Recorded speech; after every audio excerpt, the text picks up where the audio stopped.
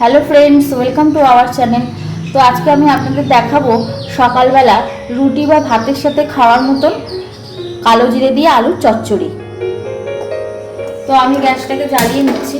কড়াটা গরম হয়ে গেলে আমি এর মধ্যে কিছুটা সরষের তেল দিয়ে দেব। তো আমার কড়া গরম হয়ে গেছে, এবার আমি এর মধ্যে কিছুটা পরিমাণে সরষের তেল দিয়ে দিলাম।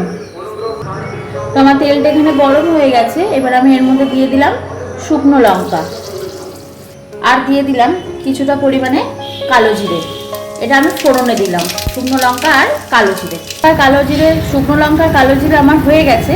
এবার আমি এটা দিলাম কিছুটা পরিমাণে পেঁয়াজ। এবার আমি পেঁয়াজটাকে একটু লাল লাল করে ভেজে নেব। তো আমার পেঁয়াজটা লাল লাল করে ভাজা হয়ে গেছে, এবার আমি এর মধ্যে আলুগুলো দিয়ে দেবো। আলুগুলোকে আমি এরকম ডুমো ডুমো করে কেটে নিয়েছি।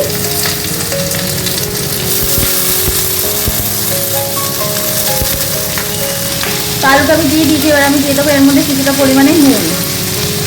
এবার আমি ভালো করে এটাকে নেড়ে নেব।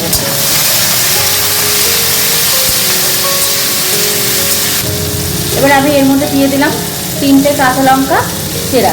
আপনারা যে যেমন ঝাল খাবেন সেই অনুযায়ী আপনারা লঙ্কা দেবেন। আমরা একটু সকালের তরকারিটা ঝাল ঝাল খেতে পছন্দ করি, তাই আমরা একটু ঝাল দিলাম। আগে দিয়েছিলাম একটা শুকনো লঙ্কা, পরে দিলাম 3টে কাঁচা লঙ্কা। আলুটা আমার ভাজা ভাজা হয়ে গেছে, এবার আমি দিয়ে দেবো এতে কিছুটা পরিমাণে হলুদ।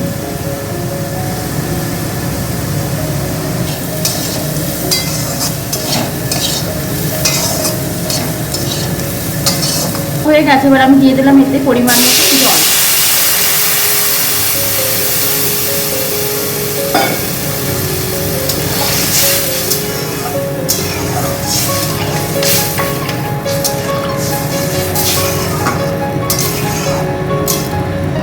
এতে আমি দিয়ে দিলাম সামান্য পরিমাণে চিনি। আপনারা যদি তরকারিতে একটু মিষ্টি মিষ্টি পছন্দ করেন, আপনারা চিনির পরিমাণটা বেশিও দিতে পারেন। আমরা বেশি মিষ্টি খাওয়া পছন্দ করি না, তাই আমরা কম মিষ্টি দিই। আপনার সময়ের মধ্যে এই রুটির সাথেই আমরা তরকারিটা সার্ভ করে দিলাম গরম গরম। যদি আপনাদের আমার রান্নাটি ভালো লেগে থাকে তাহলে লাইক কমেন্ট করবেন আর শেয়ার করবেন প্রচুর পরিমাণে, আর সাবস্ক্রাইব করে দেবেন। ভালো থাকবেন।